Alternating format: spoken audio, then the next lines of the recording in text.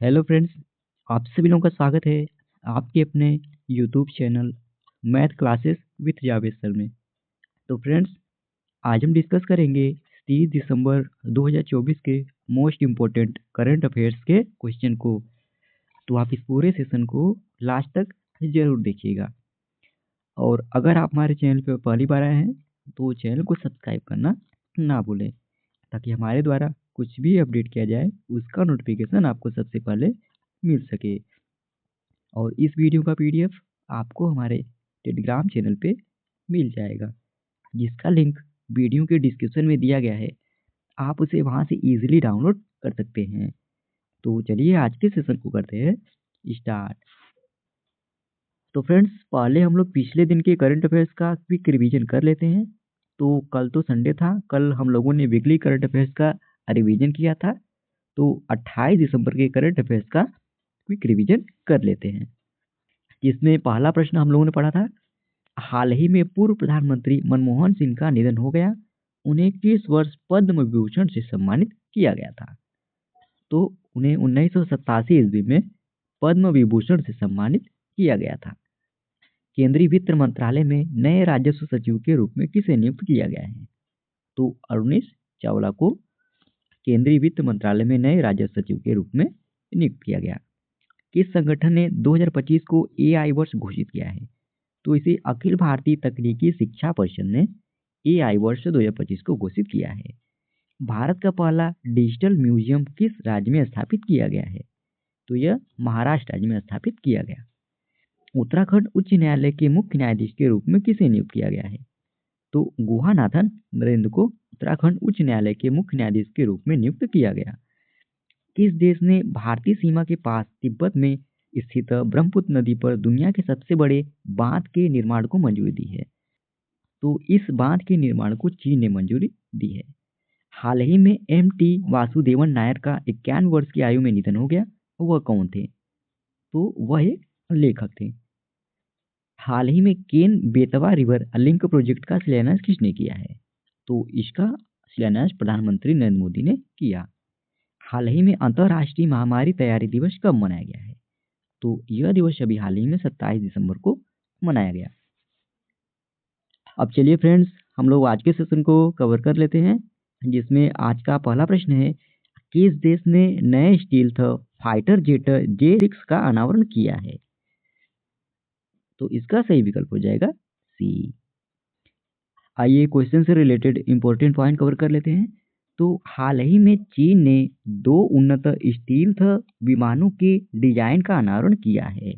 यह संभवतः छठी पीढ़ी के मॉडल हैं और यह एआई से lace white emperor hypersonic missile दागने में सक्षम है। और फ्रेंड्स, चीन की विमान बनाने वाली 2 कंपनियों की बात करें जिनके थ्रू इसको बनाया गया है, तो चेंगदू और शेनयांग के द्वारा इसको डिजाइन किया गया है। और J-76 जेट उन्नत स्टील्थ सुविधाओं के साथ F-22, F-35 और J-20 जैसे वर्तमान 5वीं पीढ़ी के लड़ाकू विमानों से आगे निकलने की उम्मीद है। अच्छा फ्रेंड्स, क्वेश्चन चीन से रिलेटेड था, तो हम लोग चीन के बारे में जान लेते हैं। तो बात करें चीन की राजधानी कहाँ है? तो बीजिंग है। ओके फ्रेंड्स, बीजिंग चीन की राजधानी है। और चीन के वर्तमान राष्ट्रपति कौन है? तो शी जिनपिंग वहाँ के वर्तमान राष्ट्रपति हैं। और चीन की मुद्रा क्या है? तो renminbi है।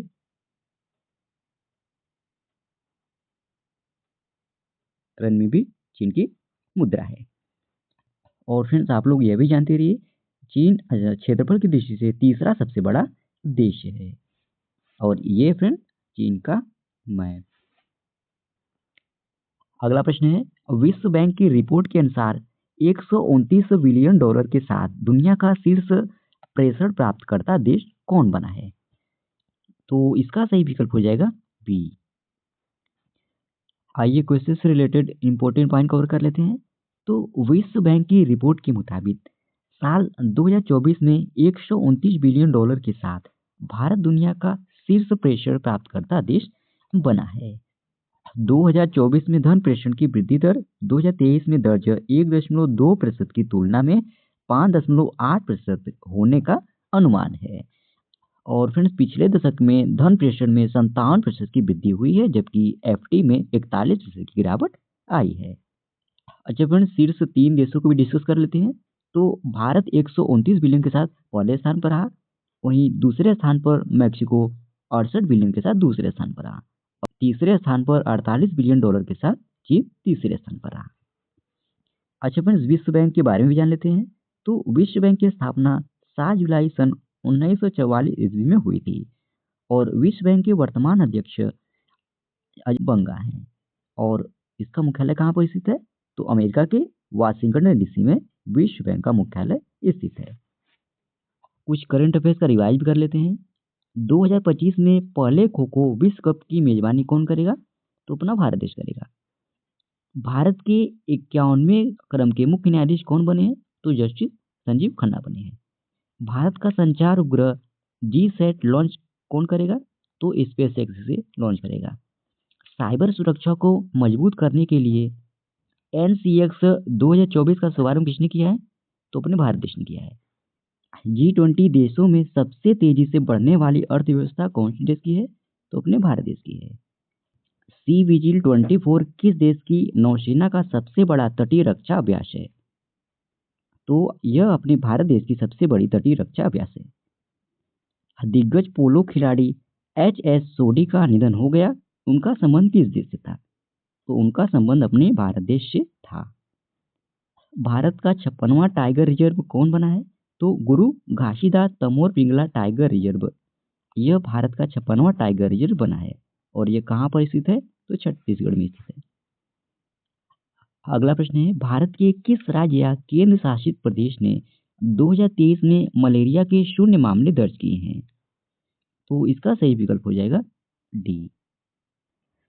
आइए क्वेश्चन से रिलेटेड इंपॉर्टेंट पॉइंट कवर कर लेते हैं। तो देश में मलेरिया के कारण होने वाली मृत्यु की घटनाएं 1947 में प्रति वर्ष 8 लाख से घटकर 2023 में 83 हो गई है। भारत सरकार ने 2030 तक देश में मलेरिया को खत्म करने का लक्ष्य रखा है और भारत सरकार ने मलेरिया के लिए फ्रेंड्स 1953 में राष्ट्रीय मलेरिया नियंत्रण कार्यक्रम शुरू किया था। और मलेरिया के मामले मुख्यतः उष्णकटिबंधीय और उपोष्णकटिबंधीय देशों में पाए जाते हैं। और फिर 2023 में दुनिया में मलेरिया से संबंधित अधिकतम मौतें उप अफ्रीकी देशों नाइजीरिया, जहां पर दुनिया में सभी मौतों का 30.9% मौतें हुई। कांगो लोकतांत्रिक गणराज्य में 11.3%, नाइजर में 5.9% और संयुक्त गणराज्य तंजानिया में 4.3% रिपोर्ट की गई है। अच्छा फ्रेंड्स, मलेरिया के बारे में जान लेते हैं। तो मलेरिया प्लाज्मोडियम परजीवी के कारण होता है और मादा एनोफिलीज मच्छर इसका वाहक है। और मलेरिया के लिए कौन सी वैक्सीन लॉन्च की गई है? तो R21 मैट्रिक्स एम, यह मलेरिया के लिए वैक्सीन लॉन्च की गई है। अगला प्रश्न है, आरबीआई ने वित्तीय क्षेत्र में एआई के जिम्मेदार उपयोग की रूपरेखा के लिए किसकी अध्यक्षता में 8 सदस्यीय पैनल का गठन किया है? तो इसका सही विकल्प हो जाएगा डी। आइए क्वेश्चन से रिलेटेड इंपॉर्टेंट पॉइंट कवर कर लेते हैं। तो भारतीय रिजर्व बैंक यानी आरबीआई ने वित्तीय क्षेत्र में एआई के जिम्मेदार उपयोग की रूपरेखा के लिए 8 सदस्य समिति के गठन की घोषणा की है। इस पहल की घोषणा आरबीआई की दिसंबर मौद्रिक नीति बैठक के दौरान की गई है। और इसके उद्देश्य की बात करें फ्रेंड्स, तो इसका उद्देश्य बैंकों, एनबीएफसी, फिनटेक और भुगतान प्रणालियों जैसे वित्तीय सेवाओं में एआई तकनीकी को जिम्मेदारी से अपनाने के लिए दिशा निर्देश तैयार करना इसका उद्देश्य है। अच्छा फ्रेंड्स, आरबीआई के बारे में जान लेते हैं। तो बात करें आरबीआई की स्थापना कब हुई थी? 1935 में आरबीआई की स्थापना हुई थी। आरबीआई का मुख्यालय कहाँ स्थित है? तो मुंबई में है। आरबीआई के वर्तमान गवर्नर कौन है? तो संजय मल्होत्रा हैं और ये 26वें क्रम के गवर्नर बने हैं। अगला प्रश्न है, ग्रामीण घरों में 100% पाइप जलापूर्ति हासिल करने वाला 5वां राज्य कौन सा बन गया है? तो इसका सही विकल्प हो जाएगा बी। आइए डिटेल में जान लेते हैं। तो हाल ही में पंजाब ग्रामीण घरों में 100% जलापूर्ति हासिल करने वाला यह 5वां राज्य बन गया है। यह काम केंद्र सरकार की योजना हर घर जल शुरू की गई है और पानी की गुणवत्ता और पानी की कमी को दूर करने के लिए 2174 करोड़ रुपए की लागत से 1706 कवर करने वाली 15 प्रमुख नहर जल अवशेष चल रही है।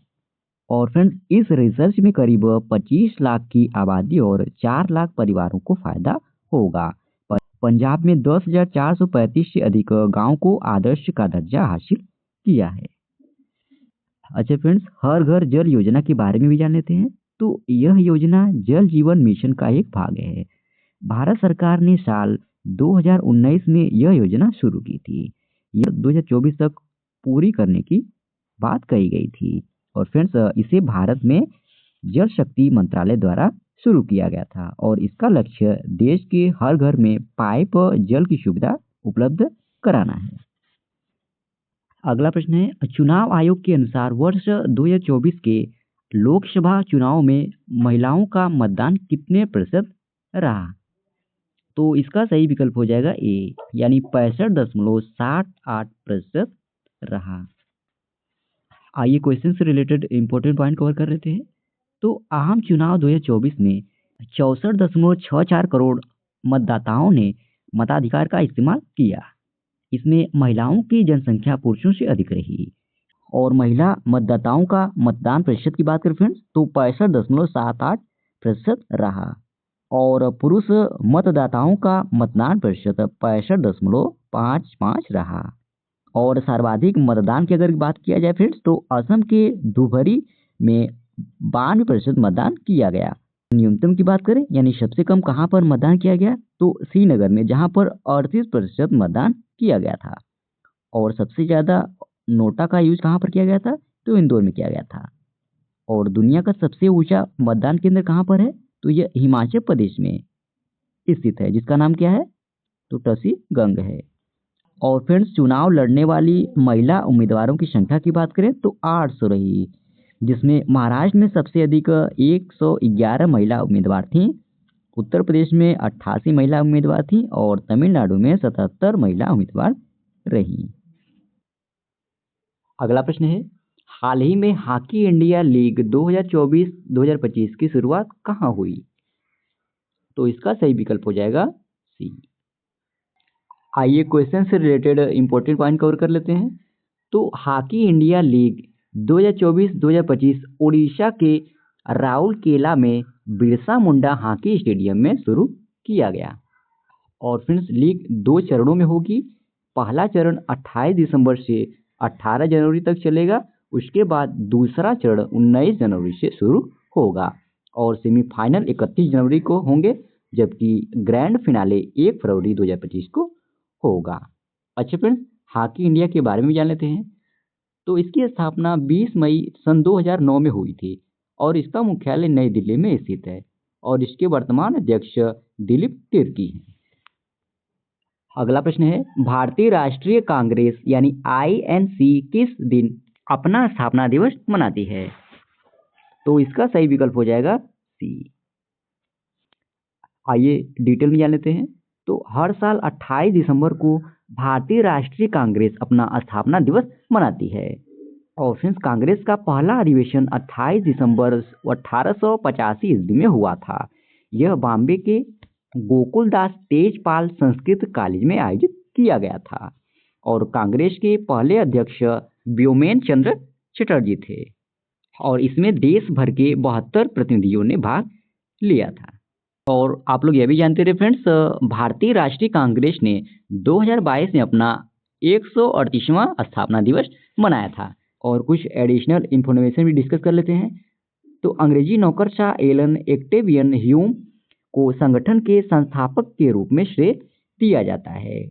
और 23 अगस्त 2022 को कांग्रेस ने भारत जोड़ो यात्रा भारत को एकजुट करे की घोषणा की और यह 7 सितंबर 2022 को कन्याकुमारी से शुरू हुई और लगभग 5 महीने बाद और भारत के विभिन्न राज्यों में 3500 किलोमीटर से अधिक दूरी तय करने के बाद कश्मीर में समाप्त हुई।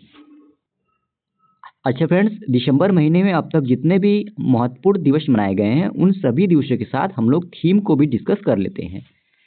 तो विश्व एड्स दिवस ये 1 दिसंबर को मनाया गया और इस दिवस की विषय क्या रहा? तो सही रास्ता अपनाएं, मेरा स्वास्थ्य मेरा अधिकार इस दिवस का विषय था। 1 दिसंबर 2024 को ही सीमा सुरक्षा बल यानी बीएसएफ का 60वां स्थापना दिवस मनाया गया। 2 दिसंबर को विश्व कंप्यूटर साक्षरता दिवस मनाया गया। 2 दिसंबर को ही अंतर्राष्ट्रीय गुलामी उन्मूलन दिवस मनाया गया। 2 दिसंबर को ही अंतर्राष्ट्रीय प्रदूषण नियंत्रण दिवस मनाया गया। और विषय की बात करें तो स्वच्छ वायु, हरित पृथ्वी, सतत जीवन की ओर एक कदम इस वर्ष का विषय रहा। 3 दिसंबर को अंतर्राष्ट्रीय विकलांग दिवस मनाया गया और इस दिवस का विषय क्या रहा? तो एक समावेशी और टिकाऊ भविष्य के लिए विकलांग व्यक्तियों के नेतृत्व को बढ़ावा देना इस दिवस का विषय था। 4 दिसंबर को भारतीय नौसेना दिवस मनाया गया और थीम की बात करें तो नवाचार और स्वदेशीकरण के माध्यम से ताकत और शक्ति इस दिवस का थीम था। 4 दिसंबर को ही विश्व वन्यजीव संरक्षण दिवस मनाया गया। 4 दिसंबर को ही अंतर्राष्ट्रीय चीता दिवस मनाया गया। 5 दिसंबर को अंतर्राष्ट्रीय स्वयंसेवक दिवस मनाया गया और विषय या थीम की बात करें तो विविध स्वयंसेवक मजबूत समुदाय इस दिवस का विषय था। 5 दिसंबर को ही विश्व मृदा दिवस मनाया गया और इस दिवस की थीम क्या रही? तो मिट्टी की देखभाल, मापे, निगरानी करें, प्रबंधन करें इस दिवस की थीम रही। 7 दिसंबर को भारतीय सशस्त्र सेना झंडा दिवस मनाया गया। 8 दिसंबर को बोधि दिवस मनाया गया। 9 दिसंबर को अंतर्राष्ट्रीय भ्रष्टाचार निरोध दिवस मनाया गया और विषय या थीम की बात करें तो भ्रष्टाचार के खिलाफ युवाओं के साथ एकजुट होना, कल की अखंडता को आकार देना इस दिवस की थीम रही। 9 दिसंबर को अंतर्राष्ट्रीय नरसंहार पीड़ित स्मरण और रोकथाम दिवस के रूप में मनाया गया। 10 दिसंबर को मानवाधिकार दिवस मनाया गया और विषय या थीम की बात करें तो हमारे अधिकार हमारा भविष्य अभी इस दिवस की थीम थी। 11 दिसंबर को यूनिसेफ दिवस मनाया गया। 12 दिसंबर को अंतर्राष्ट्रीय तटस्थता दिवस मनाया गया। 14 दिसंबर को राष्ट्रीय ऊर्जा संरक्षण दिवस मनाया गया और इस दिवस की थीम क्या थी? तो अस्थायित्व को बढ़ावा देना, प्रत्येक वाट मायने रखता है इस दिवस की थीम थी। 16 दिसंबर को विजय दिवस मनाया गया। 17 दिसंबर को पेंशनर दिवस के रूप में मनाया गया। 18 दिसंबर को अंतर्राष्ट्रीय प्रवासी दिवस मनाया गया। 18 दिसंबर को विश्व अल्पसंख्यक अधिकार दिवस मनाया गया। 19 दिसंबर को गोवा दमन और द्वीप मुक्ति दिवस के रूप में मनाया गया। 20 दिसंबर को अंतर्राष्ट्रीय मानव एकता दिवस मनाया गया। 21 दिसंबर को विश्व ध्यान दिवस मनाया गया। 22 दिसंबर को राष्ट्रीय गणित दिवस मनाया गया। 23 दिसंबर को राष्ट्रीय किसान दिवस मनाया गया। 24 दिसंबर को राष्ट्रीय उपभोक्ता दिवस मनाया गया और थीम क्या रही इस दिवस की? तो वर्चुअल सुनवाई और उपभोक्ता न्याय तक डिजिटल पहुंच ये थीम थी। 25 दिसंबर को क्रिसमस डे मनाया गया। 26 दिसंबर को वीर बाल दिवस के रूप में मनाया गया और इस दिवस की थीम क्या रही? तो वीरता इस दिवस की थीम रही। 27 दिसंबर को अंतर्राष्ट्रीय महामारी तैयारी दिवस मनाया गया। तो फ्रेंड्स, इसी प्रश्न के साथ ही ये आज का हमारा डेली करंट अफेयर्स का सेशन समाप्त होता है। आशा करते हैं आज का आपको सेशन अच्छा लगा होगा और इस वीडियो का पीडीएफ आपको हमारे टेलीग्राम चैनल पे मिल जाएगा, जिसका लिंक वीडियो के डिस्क्रिप्शन में दिया गया है। आप उससे वहां से इजीली डाउनलोड कर सकते हैं। और अगर आप हमारी वीडियो को पहली बार देख रहे हैं तो चैनल को सब्सक्राइब करना ना भूलें, ताकि हमारे द्वारा कुछ भी अपडेट किया जाए उसका नोटिफिकेशन आपको सबसे पहले मिल सके। और वीडियो में लास्ट तक बने रहने के लिए धन्यवाद। आज के लिए इतना ही। जय हिंद, वंदे मातरम।